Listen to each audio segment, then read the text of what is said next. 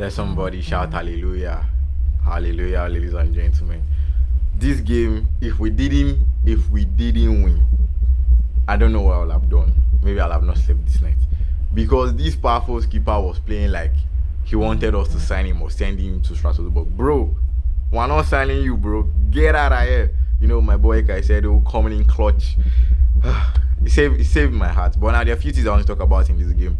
I know this is Laurent Reginald has managed 4 games for Chelsea, and like all these games have been doing different competitions. So he has gone from Charlton to the Arsenal game in the AFL Cup to the Premier League and now the Champions League, kind of new teams. And I think that he rotated a bit in this, playing James in the midfield, seeing games. It brings me a lot of joy. But a couple of other things I want to talk about.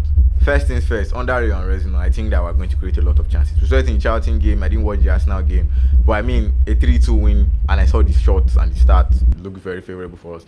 The Brentford game, I think that it was maybe the word is ironic that I'm looking for here, but it wasn't a very really good game for me because I didn't enjoy it. But I mean a 2-0 win, we got the chances, we got the goals, okay for me. Then this Pafos game, Pafos by the way, I've considered only 9 goals in the Champions League. 9 goals, and we're going to the last game of the league phase, and they played some big teams by the way. So they've considered 9 goals, we have made it their 10 goal. But I think they set up nice, they set up well. We played well, like in the first 20 minutes we weren't attacking, but we played well.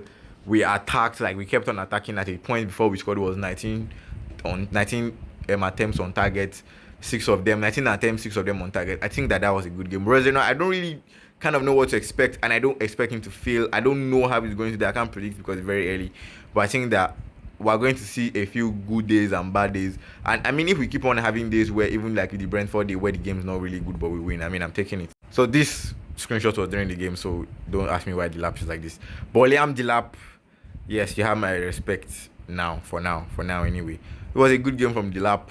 His past 4 or 5 games he's done well.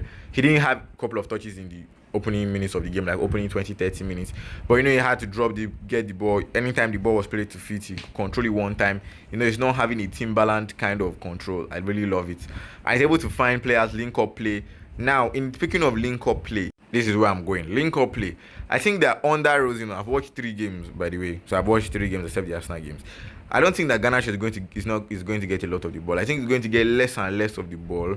But what matters in these times is what you do when you get the ball versus how many times the ball gets to you. So Garnacho needs, while he's making the runs, I know it's going to be a bit frustrating. He did get the 2 goals against Arsenal, and he probably should have scored here today. But why you don't get the ball more often? Because anytime the ball comes to Hato, they always rotate it back and come to Neto, which Neto sees the ball, and I was happy with what he did today. I know he's not the best at carry the ball forward and all of that, but I like what he did today and can do better.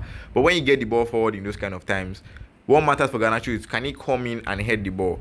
Can Neto put in the cross early, so not having to cut back and cross ball, like having to run forward and cross it instead? That can work.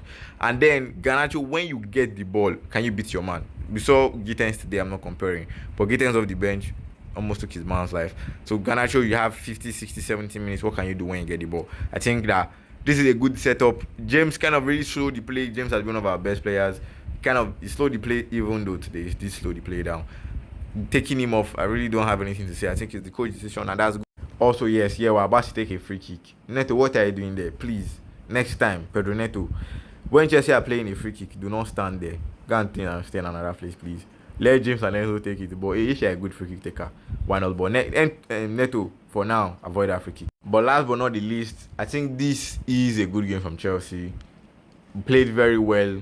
We needed to get that goal. Sanchez, when he came on, was okay. Jorgensen was okay. I like that chest control even under pressure. That was class.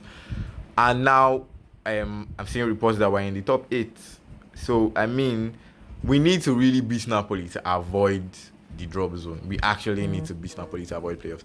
And given the playing the Club World Cup like throughout last season, Conference League, then straight into the Club World Cup, and then back into the season, players haven't really rested, and we have just the Milan and Leverkusen game for our friendlies. Players really need rest.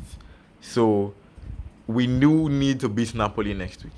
We need to find a way, go there. Rosen, I don't know how you're going to do it, but beat Napoli, get into the top 8 so that players can get a rest in February, because coming into February we have the return leg against Arsenal, and that's going to be a lot. But overall, good game, Roseno. I hope that you do well in this job, and Caicedo GGS. Thank you very much, Chelsea fans.